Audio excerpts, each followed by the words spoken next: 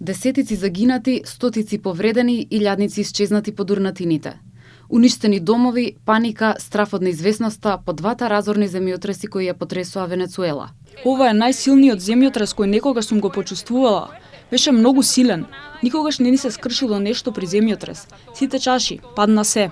Првиот разорен земјотрес со јачина од 7,2 степени ја погоди земјата вчера навечер по локално време, а само 39 секунди подоцна следеше уште еден поразорен земјотрес од 7,5 степени. Потресите се случиле во момент кога се славил национален празник, па голем број граѓани во тој период не биле дома.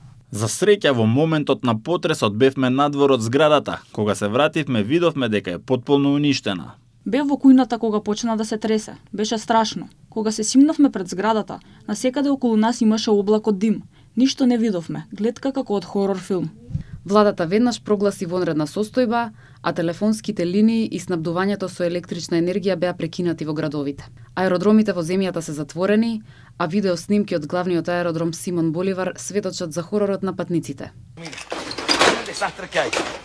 Acabado totalmente. Observen después el terremoto.